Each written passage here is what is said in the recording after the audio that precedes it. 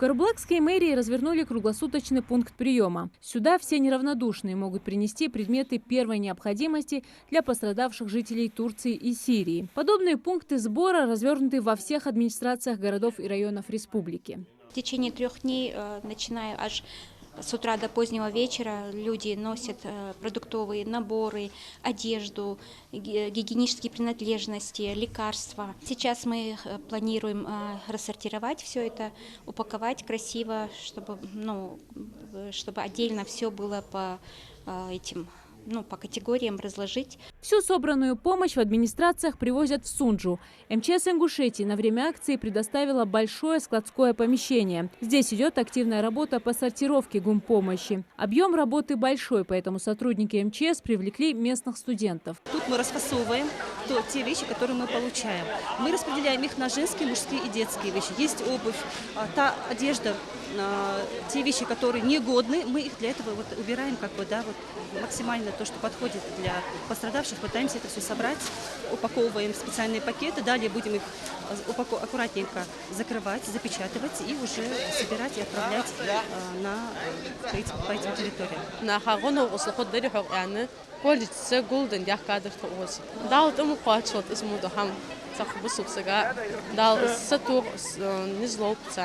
О том, что в Ингушетии формируется партия гуманитарной помощи для пострадавших от землетрясения, сообщил Махмуд Али Калиматов. По словам главы региона, на средства Национального фонда развития республики будет закуплено все самое необходимое, в том числе палатки, обогреватели, одеяла, спальные мешки, термосы и многое другое. Весь груз будет направлен напрямую через МЧС России в Москву, а оттуда одним из спецбортов Министерства обороны России в обе страны. Не остались в стороне и благотворительные фонды, которые сегодня объединили свои силы.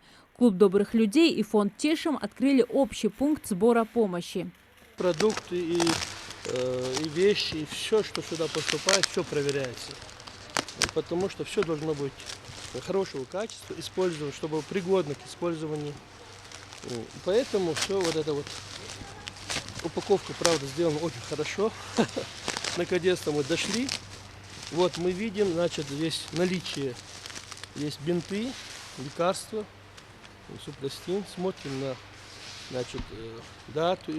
Стараемся, чтобы принимающей стороне было проще уже при фасовке, и поэтому подписываем каждую коробку. И идея волонтеров была подписать и на турецком языке, чтобы не приходилось каждую коробку распаковывать, а можно было сразу их сортировать на определенные пункты.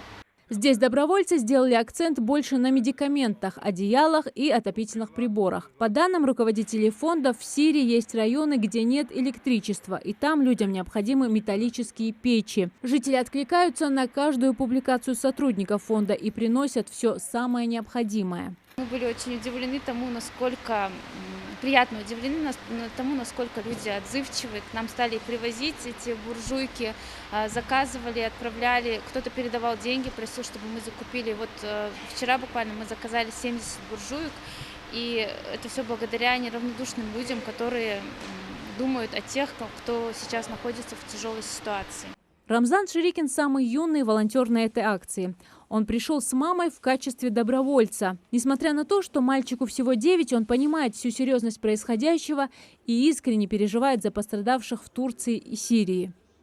Я детям желаю, чтобы у них все было хорошо, чтобы их Аллах исцелил, и чтобы Аллах защитил их от землетрясения.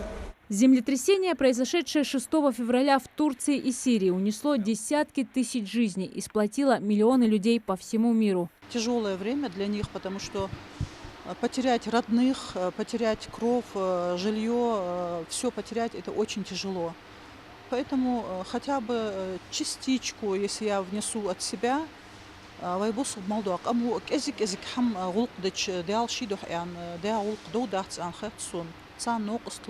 выходцы из Ингушетии, которые находились на тот момент в других городах Турции, также отправились помогать в спасении людей.